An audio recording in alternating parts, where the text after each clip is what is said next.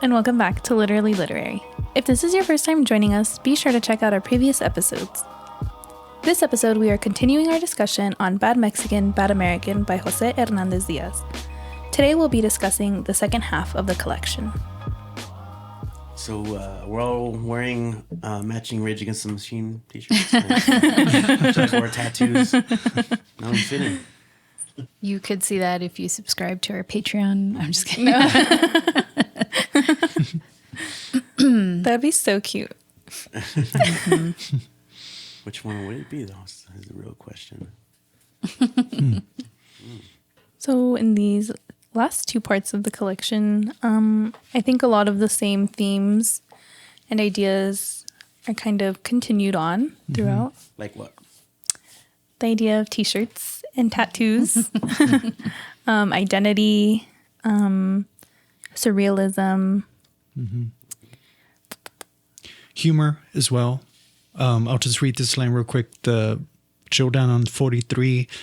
A man in a Rage Against the Machine shirt overthrew the government of his house. So, yeah, that one does integrate, the philosophy of like whatever references used, right? Unlike some of the other ones that just kind of have it way about connecting it. So a lot of these poems, more so than I think even in the previous section, follow that pattern of a man on a t-shirt. Kind of. And I think man on a t-shirt represents a lot. Like, that's one of the things I wanted to ask you guys. What's the significance of like the band t-shirt? Like it's prominent, and there's a lot of repeated bands. Rage Against the Machine, it shows up a lot. So does Chicano Batman. Pink Floyd. Yeah. I know some of you guys are like big Chicano Batman fans, so I was wondering what you guys thought of that. I mean, I guess music really ties into also identity. The kind of music you listen to kind of represents a lot of your views or things that you like or are interested in. I guess in the same way that the way you dress or the clothing that you wear also represents you. A little bit of Marshall McLuhan right there, right? An extension of your clothes become an extension of your character and personality. Yeah. Right. And then you kind of go one step further and think about tattoos, which come up every now and then as well here, right? Yeah. The first poem here is about, I think it's kind of interesting. This the jaguars show up a lot. So jaguars kind of like that pre-Columbian image, right, of Mesoamerican like animal. And he's kind of poking fun a lot of how we wrestle with our identities, right? Here you have a guy who's like gonna tell the story of how he fought off a jaguar every time he gets drunk, and just reminds me of so many like Chicanos I know even at the bar, and like these big fish stories, like exaggerating and talking the talk, when reality is so much more not quite what happened. So anyway, I wanted to think about that. And then the bands he chose, right? I guess going back to your question, of course we know Rage Against the Machine to kind of be what's his name's favorite band? The politician. I'm drawing a blank right now. Paul. Oh, Paul Ryan. Yeah. Yeah. But why Chicano Batman? Why? Is it because Chicano's in the name of the band? I think it's an appeal for sure. I think. I mean, plus Batman, on top of that. Chicano Batman's rad. Aren't they supposed to be here this month? Aren't they coming this month? Yeah. I think. It was announced so long ago. I know. I wanted to say the 27th, but I don't know. Just a random guess. The 27th at 8 p.m. At lowbrow. This latitude. Yeah, I like that line. He wondered if it was cliche for a pocho to get a tattoo of a jaguar. Just kind of going back to what you're saying, Richie, about like, you know, those repeated images or like types of Chicanos. And I mean, I don't think the jaguar is as cliche as like the Virgen Maria, for example. As like the Chicano tattoo, but I thought that was kind of funny too.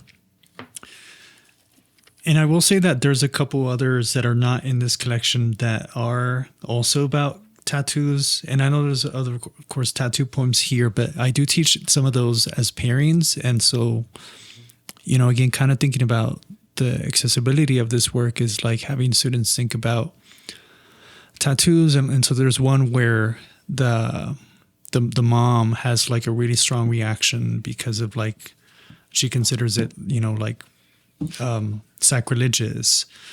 And yeah, so you know, I think it can bring up interesting discussions of like the symbolism of the tattoo in relation to like familia.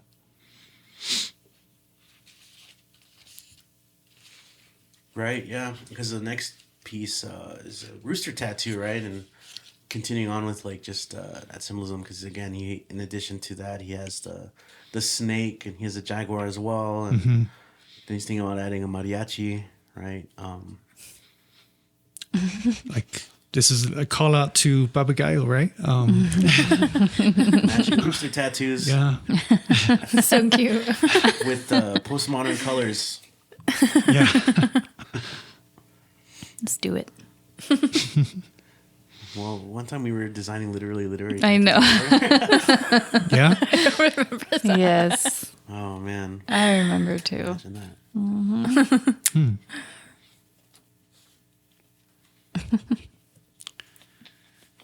Okay. I know you had the void, right? No, I have No? Or- voice in the Oh, next section. voice. Oh, the fair. Yes, Right. I did want to talk On about the fair. 46. I just really liked the last verse in this one. Just memories, and the importance of memories. And I think that's something we've talked about with a lot of the other books that we've done on the podcast. Especially in connection to like family.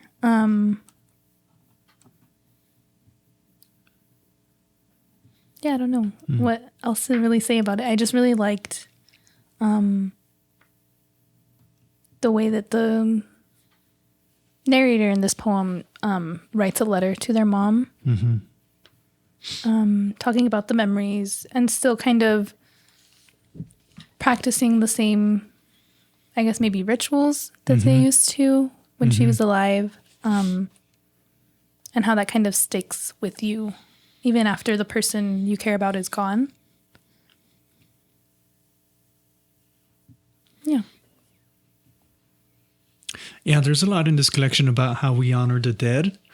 And it is, of course, a big part of Chicano culture, right? And, you know, with Dia de los Muertos, and actually another one of those other like tattoo poems is about a man who gets, I think it's like a Dia de los Muertos tattoo or something like the blanking out on like what exactly it is, but yeah.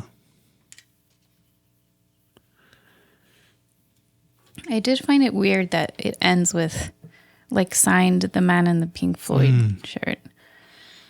Like why not the name? I did think that was weird too. Yeah, I think if that one had a different format other than the man in the blank shirt, like I think it would have, for me, been more meaningful because of that last verse that Vanessa read and brought up. And just that image of the fair, and it is a love letter to his mother.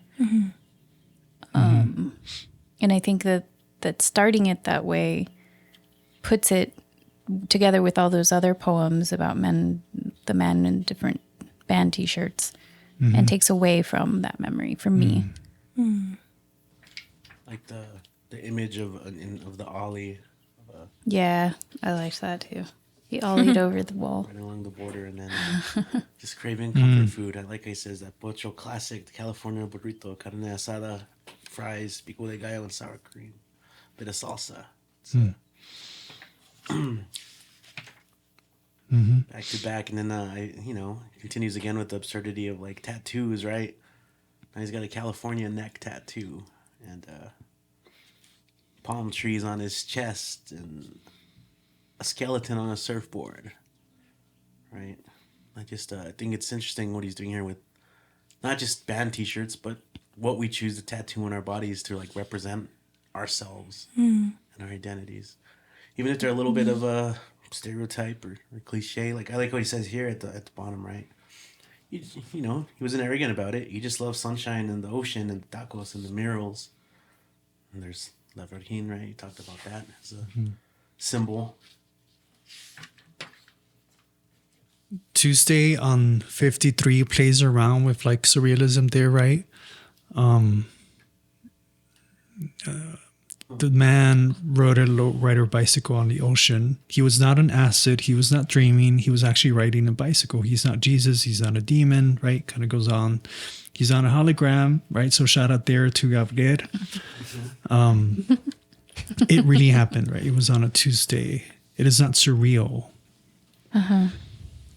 So kind of wanted more of those, right? That kind of go against the grain and Yeah, we talked about that the first episode here. I mean, so what do you guys think of the back-to-back poems of Conformist and Rebel? And then in this instance, you do have, I mean, again, in terms of going against the grain, it's still a man in a T-shirt, but now we have different T-shirts, right? The Conformist is Neil Young and Crazy Horse, whereas the Rebel is Mars Volta. Yeah, I mean the archetypes, right? There's a lot of archetypes in this collection, right? People and like, mythological figures, etc.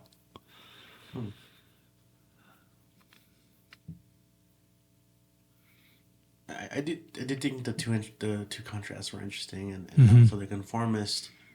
I don't know, those lines hit pretty rough. Finally, he was getting better at doing things he didn't really like. He was conforming very well to society. He was living the dream. And we talk a lot about what that means to dream and The American dream specifically. Yeah. Consider again with these kind of mythological feats and tropes, and even in the Rebel, I thought it was an interesting concept, right? They say when he stared women in the eyes, he was irresistible, yet he was afraid of eye contact.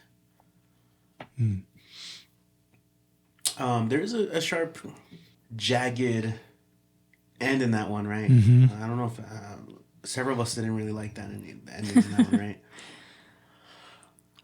Which, I don't know. I mean, it kind of sounds like he's also just building, like, aloof characters, right? It's kind of that concept there, like the Rebel, right? He doesn't care.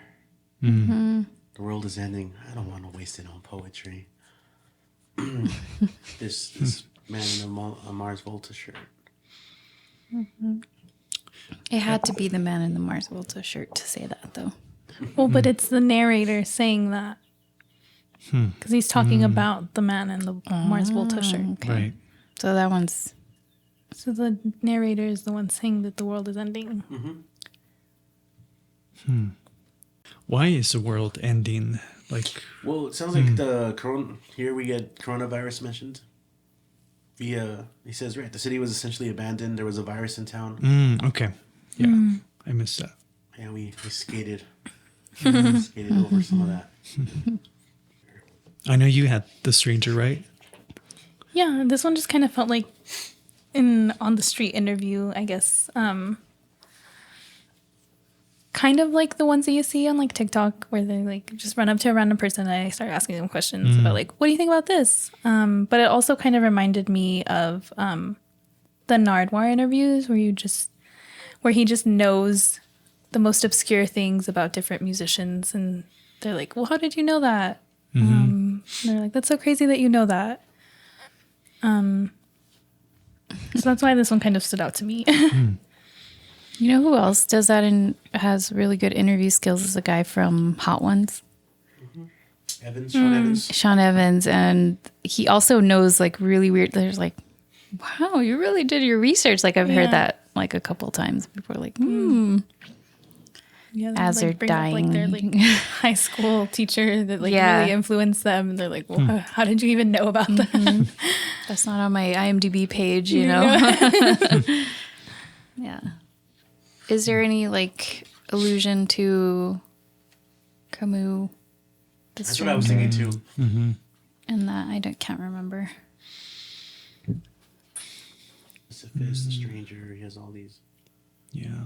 Because he does mention the stranger earlier on too, with another poem, the melancholy. Was it Melancolico? That dude. Oh, The bottler was one melancholy fuck, just like me. God, that's... So, part 4. Sure. I just kind of wanted to touch on the first poem in the fourth section on page 59, called Voice. I kind of like this one because it ties in with like identity and something else that we've kind of talked about on the podcast a lot. Just finding your voice and how music or writing and different art forms allow you to find your voice. So this man in a Carlos Santana shirt is looking for his voice, and he's looking for it everywhere.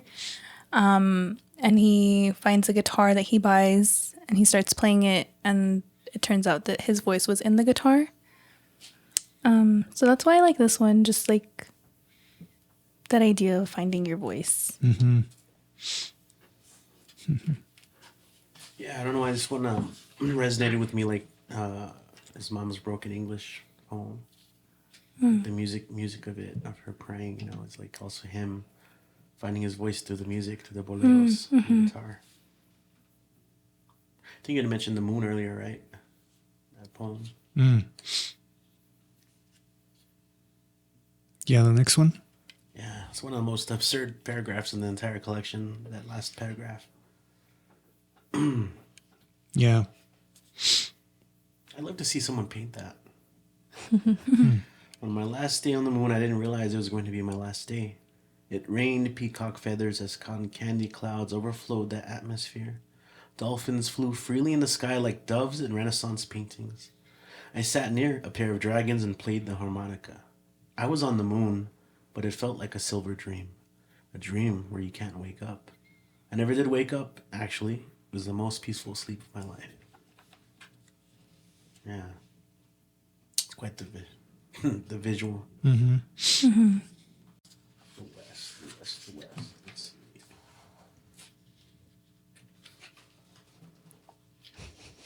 see.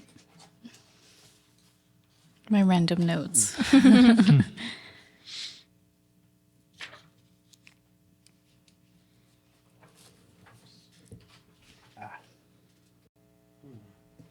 I guess I'm not barely kind of realizing that sleeping and dreaming is also another common symbol. Same with we haven't talked a whole lot about ghosts. Ghosts kind of have a presence all throughout. Which is a big one, right? I guess when you think of ghosts, you think about history and how that turns up. Be interesting to look at maybe some of like maybe even Jungian analysis of some of these symbols. I really like the blue hummingbird as a symbol because he brings animals, not just the jaguars and Quetzalcoatl dragons. And the hummingbird too is kind of an animal that has been called a messenger, like one of the animal messengers. And yeah, here you have the blue hummingbird kind of fluttering around in various instances, right, through the city. And I enjoyed that poem. You know, the blue hummingbird has been alive for 22 million years and is thriving Dear blue hummingbird, please hum me to sleep. Like the hum and hummingbird. These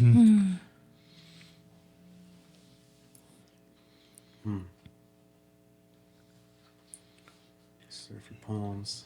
And the hummingbird has significance in with Aztec gods too, Huitzilopochtli, and so like that's kind of cool, a cool image too. If we're thinking about it that way. So anytime I see a hummingbird in like a poem, I'm always like, oh, I think about it in those terms, but I'm not sure it's always meant that way. I was thinking intentional using the jaguar. Yeah, Same way. right. Yeah, I thought that was a fair assessment. Yeah. Yeah.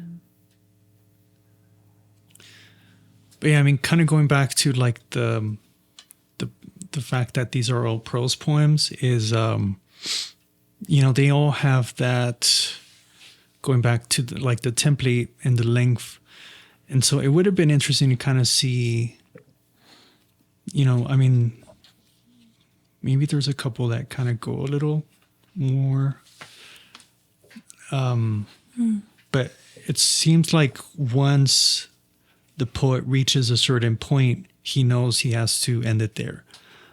So it kind of would have been interesting, again, kind of seeing, well, what about a prose poem like with, like with Gabriel, right? Where it kind of just went on and built on that. Mm-hmm. And kind of going back to what you said, Vanessa, about wanting some more details and wanting to fill in the blanks there. Mm-hmm. Bones is another poem about ghosts. Yeah, that one was surreal. For sure. A little spooky even. I read this one at night. I was like, oh no. Yeah, and she's just like, cool. Yeah, right? It's like the normal, right? I really like that last line. That last line's my strong line. She could feel her dead husband's pulse inside of her lungs. It's really cool. Very like poish as well. Very poish. And he alludes to a lot of different books or titles of books and within these poems too. One of them that we didn't talk about in the previous sections, I thought was kind of a missed opportunity. Because he was talking about like how he published. Oh yeah, on page 25. I know we're going back. Sorry. He's talking about his writing residency. Insomnia has him writing poems about a skeleton in a maze, and no one is around to say it's cliche, so I publish it in a book called 100 Days of a Recluse. And I thought that was kind of weird because like we read that poem already and it's in this book. So I wonder why it has a different title, And he references other titles, Oh, she's not a capitalist, right? Right. And then the one that we're looking at, his memoir, tentatively titled My Life as a Very Real Ghost. But I think even doing like a study of the titles and their significance in these poems and for these characters, different speakers. Are they different speakers? Yeah, we have different speakers, right? Like throughout? I think so. Yeah, so I think that would be kind of interesting to look at too. There seems to be like a surreal speaker, like the familia speaker. The poet, up and coming poet speaker. Yeah. Yeah, but that is kind of interesting how the poems do a lot of times loop back in on themselves. Very meta. And yeah, we do end with like ghosts and different dead people. And like, At the Funeral for Van Gogh's Ear, and then the last poem At the Cemetery of Dead Poets. So it's kind of an interesting way to end the collection, which seems like a different, like if we were to read parts 3 and 4, I think they just read as a different collection, don't quite fit with parts 1 and 2. I would have liked to see more poems like Bad Mexican, Bad American, and talking about that clash of cultures and stuff. Because in looking at the title again and this image right on the cover, I'm not sure how the Cemetery of Dead Poets fits in that with this theme. And it also is, I mean, that's a really good point. I think the arrangement, what if like this was flipped, like instead of starting with the dead, I mean, ending with the dead, right? You start with the dead and then go back to like the life of the speaker, you know? That would have been interesting. Yeah, and moving from the surreal to the more tangible, real life kind of struggles of Mexican Americans. It would have been different for sure. I do feel like having the last poem be the last poem feels like a good ending, like kind of full circle. If we look at the dedication and thinking about like inspirations and I guess, like just inspirations and the people that ultimately helped him start writing. This poem just feels like another thanks to those people who kind of inspired him. Yeah, that's a good point. Okay, I take back what I said. Yeah, that's a good point. I think, I know this podcast will come out after the fact, but I think we should mention that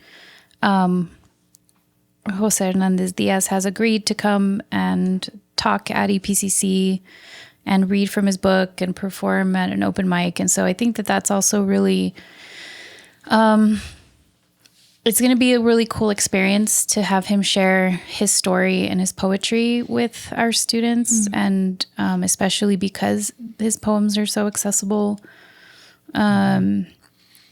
that, you know, I'm excited to hear him read and talk a little bit about how he got to be where he is. And pre-show, we were talking about all his awards and how he's getting published like in so many different places. And so, you know, his success story, right? Like maybe 2 or 4 people who are thinking about publishing poems and don't know where to start. And so that'll be exciting.